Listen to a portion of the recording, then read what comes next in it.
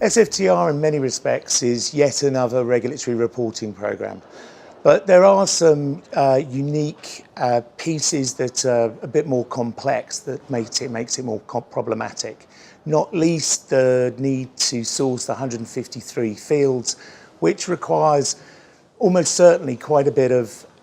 extra enrichment and transformation of data to meet the gaps in the trading systems and what's going to be available from the various vendors who will be supplying data, enriching with data themselves. Not just that, there are some mismatch between some of the reporting events regarding which are currently S+2, which are going to conflict with the new T+1 alignment under SFTR,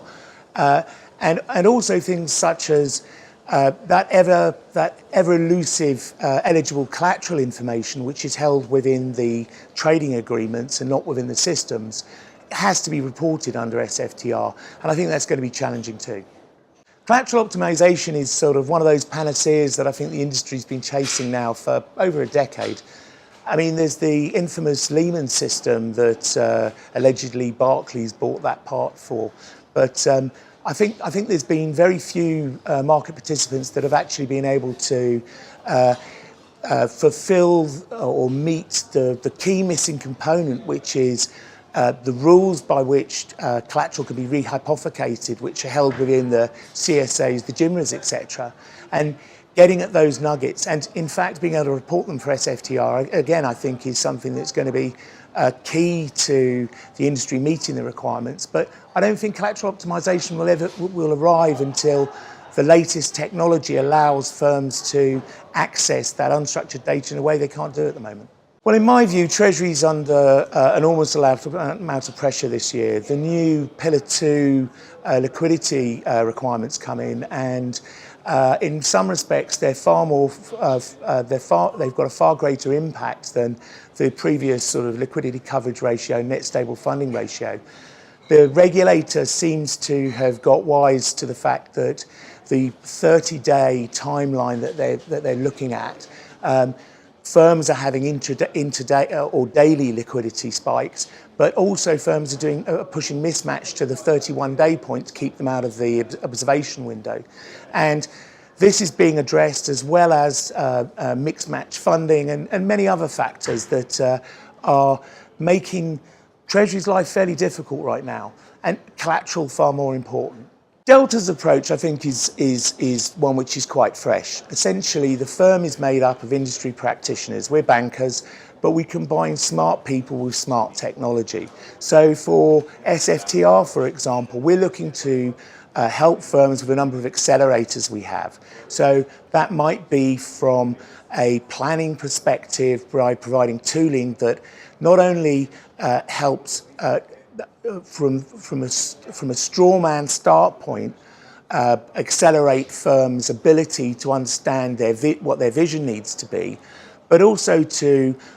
translate that into an agile-ready agenda to accelerate the development from the IT perspective, and finally also being able to forecast where post-implementation operational readiness overheads might be higher than expected, where it might be worth investing and spending a bit more time putting a lens on things to make them more efficient. In the case of something like data sourcing, Delta can bring to bear some tooling that enables a subject matter expert to draw in the schema from relational databases or JSON or other sources, sandbox that, and perform the necessary enrichment and transformation. The tooling allows that then to be documented in a way that's evidenceable to the regulator, but also captures all the sort of the governance and the lineage, etc., and allows any business person to lift the lid and see the rules that are being applied in a way that can't be done if it was done by a developer. Finally, it automates the execution of the sourcing of that data and that transformation, and it's presenting to the end systems without programmatic intervention. So your SME becomes the business functional requirements, the technical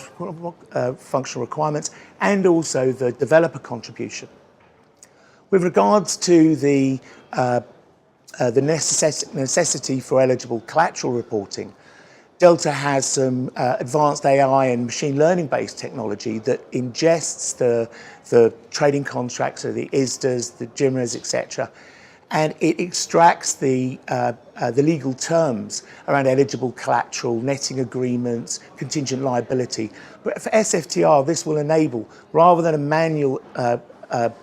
reading and typing of this information into reporting, it will automate that process, which we think will lower the bar significantly. But it also has the added advantage that it could be the enabler for true collateral optimization too. Finally, as well, when we touched on Treasury, we've got some exciting and innovative sorts of technology which, for one, allows firms to track and trace cash and securities that are in transit once a bank has committed them. So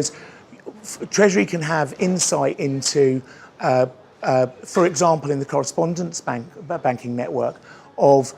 cash or securities at correspondent bank A, travelling to B and C, the timing of that, which can allow them to have reduced uncertainty around whether they might need to fund at 2 o'clock or not, which will allow them to narrow their corridor. We also have technology that allows the capture of inbound cash and securities, which can, from a balance perspective, give them a true real-time view on their cash management, but also their FX mismatch position, which will enable them for some of the other regulation that's coming through currently. And we also have some exciting simulation-based technology that is offering up revenue generation opportunities for prime brokerage, and also the opportunity to compress the liquidity asset buffer, again, saving firms billions of dollars per annum.